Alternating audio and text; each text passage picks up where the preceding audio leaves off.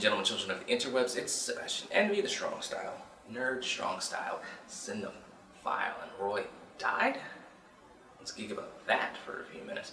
This week's episode of Arrow saw the team dealing with the fallout of the deaths of 2 guards on site of a mission that they were undertaking to stop the Ninth Circle from doing some of their biological weapon shenanigans. And once I saw some notes about the episode and what they were doing, I kind of figured out how it was going to go, that it was going to be them sitting there getting interrogated and giving accounts of what happened through their vantage point, and each account was going to get cut off by a singular moment or something that happened. In this case, it was like gunshots that they all heard, and it sent them rushing to this platform location where the 2 guards were found beaten to death by like a pipe.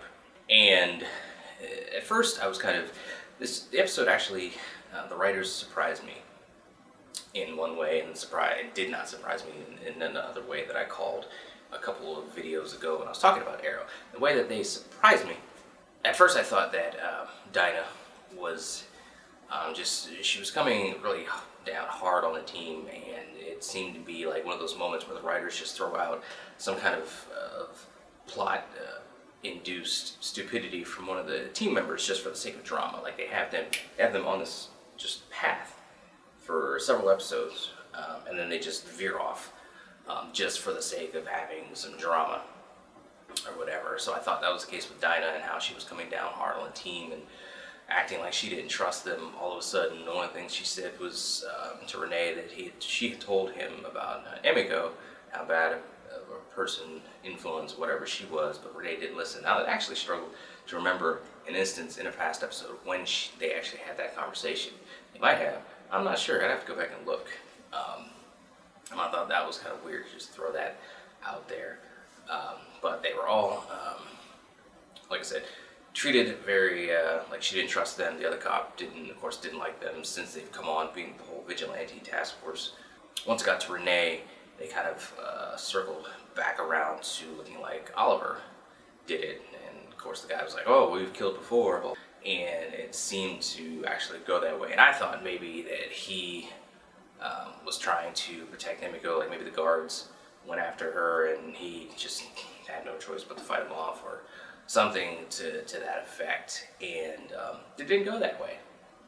And then I thought that it was going to be indeed Emiko and when Oliver said, it was Emiko, my sister, that killed the guard, I was like, dude, it took like 40 minutes of this episode to get to this place where we all knew we were going to be in the first place, that they could have said in like the first scene. They just drug it out. Then come to find out, you have Dinah walk into the bunker with Roy and the team there, and Dinah's talking about how they lied and covered up some stuff, and then it's like, oh, the one that killed him was Roy. Roy went all like ragey and stuff, and it's like the writers suddenly remembered that, oh crap, we had this thing with Roy several episodes ago where he beat up some guards who, like, somebody clocked him in one of the future episodes. Somebody clocked him, he went crazy, started beating on him, and Dinah had to pull him off so they could like leave. And I was like, oh, why? And that was kind of random because it seemed out of nowhere from how Roy had been when he popped up on the island, and all how he was in all the future episodes, for him suddenly to just get crunk and just start wailing on a guy like that. I thought maybe some Mirakuru stuff, maybe he boosted himself up with it because his skills were lacking or something like that. But then it just never happened again. And then we get it happening again in this episode, because there's like 2 episodes left in the season now. So it's like the writers were like, oh crap, we had this thing going, we need to do something with it. So we find out through a heart-to-heart with Oliver and Roy at the bunker that Roy actually died as they were Lazareth Pit, hunting with Thea and Nissa.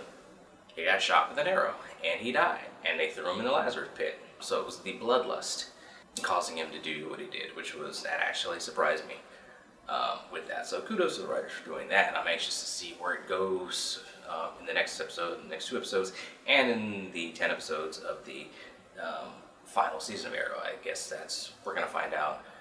I'm guessing that because he doesn't feel he can control the bloodlust, we'll probably have another instance or 2 where it shows that he can't control the bloodlust, so he decides to exile himself to Lian Yu, so as not to be a danger to Thea or anybody else. One thing I was not surprised by is the interaction with Emiko and Oliver at the end of the episode. He screams at her, "What do you want?" She's like, "I want you to suffer. The Queens took everything from me, blah, blah." And I knew it. I said that a few episodes back, that that's what it was going to be, where Emiko was going to be like, well, I had to go without, or, the Queens had the city, and blah, blah, blah, so I'm going to destroy the city to punish the Queens, and blah, blah, blah. So that's essentially what's going to happen. She wants to destroy the city, destroy Oliver's legacy and his name and what he loves, and blah, blah. I'm saying blah, blah, blah a lot. That's really bad. But she's wanting to destroy everything that he loves, starting with the city. It's kind of an obvious plot point. But on the plus side, they seem to be making Emiko truly evil. And she even, drops the bombshell that she knew Robert Queen was going to die. And said nothing. She just thought he should die. So that damned Queen, Oliver Queen, Oliver Queen, Robert Queen, Sarah Lance, any other, I don't know if the other guy on the boat who Robert killed, and before killing himself, so Oliver would have enough food, water to at least make it a couple more days or whatever. So they changed the fates of all those people. So ideally, and I think even he in this episode realized that, like you said, everybody's going to make at a certain point in time, sure, your circumstances are bad. You can get dealt a crappy hand in life, but at a certain point in time, you need to make your own choices and deal with your own consequences. He tells that to Renee, and I think he's at that point with Emiko, which is good. I just want him to stop this whole Redeem Emiko crap, hopefully, given this bombshell that he drops on him, and the fact that she literally used bombs to drop a building on him and the team, that he's no longer like, I need to save her or redeem her or whatever. He's gonna put her he's not gonna put her in the ground because that's his sister. What he's gonna do is arrest her or have her arrested, and it's gonna be this thing where it's gonna, she has no family left. Her mom's gone. She has no other family. The Night Circle was her family. They're gonna, of course, get taken down. She's going to have nobody. Oliver is going to be her last remaining family. And it's going to be like the fact that she threw that away. So now she has nobody. That's what Oliver's going to leave her alive to live with for the rest of her days, realizing that she had family but threw it away because of her feelings of revenge and needing that and everything. So that's how I think this episode this season will wrap up with the Emiko storyline, where it goes with Felicity. The next two episodes, one of the upcoming descriptor has some trouble ahead for Felicity, so I'm wondering if that ties into her bolting town. Like I said, what I think it's going to be is Oliver's going to tell her to get out of the city, kick rocks. She doesn't want to. They argue. Eventually she does. Takes the baby away, or takes herself and the baby out of harm's way. Still hacks from a distance, help out the team as Overwatch, and helps them save the day. So we will see how it goes. All in all, like I said, it was an episode that it was decent. The last 5 minutes really saved it. And that scene between Oliver and Emiko, that really saved the episode for me. Otherwise, I felt it was a cliche kind of episode that we've seen before other shows. But the last 5 minutes of it really saved it. And I think that, coupled with maybe Renee finally coming to terms with the fact that Emiko is evil, the fact that she's embraced the role as the leader of the Ninth Circle. She's evil. No redemption is on the horizon. Just let her be evil. Just let her. She dies. She dies. If she doesn't die, cool. She can live out her days knowing what she did, her failures, and the fact that she just drove away the remaining family she had left. Good stuff. That's just the way it needs to go. But like I said, we'll see how the writers kind of wrap it up. But those are some of my thoughts on it. Those are some of my hopes and aspirations for Arrow, as we have 12 episodes left of Arrow.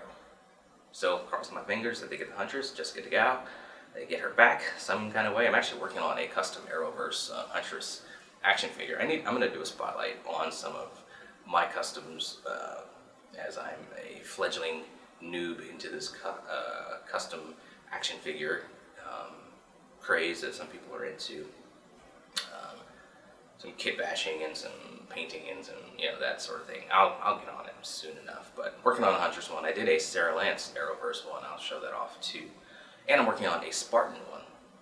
Actually, I guess I'll show off again. I'll do like a CW Arrowverse Customs episode as my first one to feature that. I worked on a couple Warpaths, a Grace Choi from The Outsiders, so I really like that character. So I've been working on a couple different customs, so I'll definitely show those off, talk about them in a future episode of Let's Geek. Still need to talk Avengers, Endgame, probably do that tomorrow or the next day, I think. Definitely this week though. But anyway, let me know what you think about this episode of Arrow in the comments below. My social media is, of course, right there. So talk to me on Instagram, Twitter, here, there, everywhere. Let's Geek.